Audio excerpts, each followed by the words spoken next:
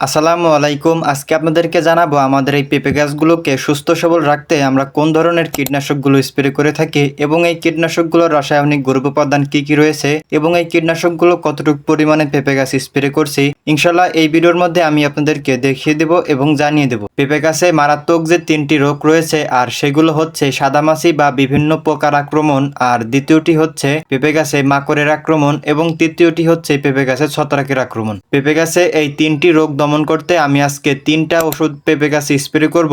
ইনশাল্লাহ এই ওষুধগুলো সম্পর্কে আমি আপনাদেরকে বিস্তারিত জানিয়ে দেব। সংক্ষেপে বলা যায়, আমি আজকে পেঁপে গাছে যে সকল ওষুধগুলো স্প্রে করব এই ওষুধগুলো পানিতে মেশানো থেকে শুরু করে পেঁপে গাছে স্প্রে করা পর্যন্ত এই কাজগুলো আমি যেভাবে করে থাকি ইনশাল্লাহ সেইভাবেই আমি আপনাদেরকে এই ভিডিওর মধ্যে দেখিয়ে দেব। আজকে পেঁপে গাছে যে 3টি ওষুধ স্প্রে করব এই ওষুধগুলো হচ্ছে ইমিটাপ, সিএম এবং সুপার। আমার এখানে মোট 210 পিস পেঁপে গাছ রয়েছে আর এই 210 পিস পেঁপে গাছের জন্য 2 ড্রপ পানির প্রয়োজন হয়। এই সমস্ত ওষুধগুলি আলাদা একটি পাত্রে আনুমানিক 2 লিটার পানিতে ভালোভাবে মিশিয়ে এরপর 1 লিটার করে 2 ড্রপে ঢেলে এরপর ড্রপে বাকিটুকু পানি দিয়ে পেঁপে গাছে স্প্রে করে দেব। তো এবার আমি আপনাদেরকে জানাবো এই ওষুধগুলোর রাসায়নিক দ্রব্য উপাদান কি কি রয়েছে এবং এই ওষুধগুলো কত লিটার পানিতে কত গ্রাম বা কত মিলি করে দিচ্ছি। এখন আমার হাতে যে প্যাকেটটি দেখতে পাচ্ছেন এর নাম হচ্ছে সিএম। এই সিএম এর রাসায়নিক দ্রব্য উপাদান হচ্ছে ম্যানকোজেব এবং কার্বনডাজিম। এই সিএম পেঁপে গাছকে বিভিন্ন ছত্রাকজনিত রোগের হাত থেকে রক্ষা করতে পারে।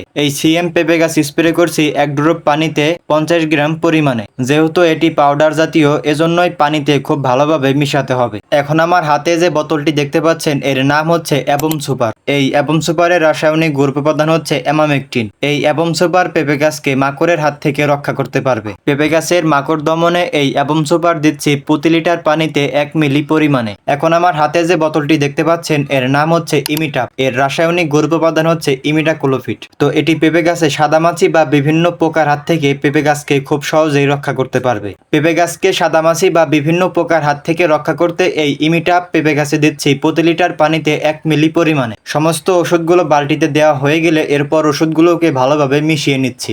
এই ওষুধগুলোকে ভালোভাবে না মেশালে পেঁপে গাছে কখনোই সঠিক মাত্রায় পড়বে না। এজন্য অবশ্যই পেঁপে গাছে স্প্রে করার আগে ওষুধগুলোকে ভালোভাবে মিশিয়ে নিতে হবে। ওষুধগুলো মেশানো হয়েছে, এখন ড্রপে ঢেলে বাকিটুকু পানি দিয়ে পেঁপে গাছে স্প্রে করে দেব। ড্রপের মধ্যে ওষুধ এবং পানি দিয়ে আবারও একটু ভালোভাবে মিশিয়ে নিচ্ছিলাম যেন ওষুধগুলো ভালোভাবে মিশে যায়। তো এবার আমি আপনাদেরকে জানাবো এই ওষুধগুলো আমি পেঁপে গাছে কখন স্প্রে করি। এই ওষুধগুলো আমি পেঁপে গাছে স্প্রে করি বিকাল বেলায় বা হালকা রোদে বা হালকা তাপমাত্রায়। এই ওষুধগুলো পেঁপে গাছে কখনোই অতিরিক্ত রোদ বা অতিরিক্ত তাপমাত্রায় স্প্রে করা যাবে না, এতে পেঁপে গাছে ক্ষতি হতে পারে। গত একটি ভিডিওতে আমি আপনাদেরকে বলেছিলাম আমাদের এই পেঁপে গাছগুলোতে 2-1 দিনের মধ্যে ভিটামিন বা পিজিআর স্প্রে করব। গতকালকে আমি লক্ষ্য করলাম 2-1টা পেঁপে গাছে সাদামাছি, মাকড় এবং ছত্রাকের আক্রমণ হয়েছে। এজন্যই পেঁপে গাছে ভিটামিন স্প্রে না করে আজকে এই কীটনাশকগুলো স্প্রে করে দিলাম। ইনশাল্লাহ 5 থেকে 7 দিন পরে আমরা পেঁপে গাছে ভিটামিন স্প্রে করে দেব। তো এই ছিল আজকের ভিডিও। দেখা হচ্ছে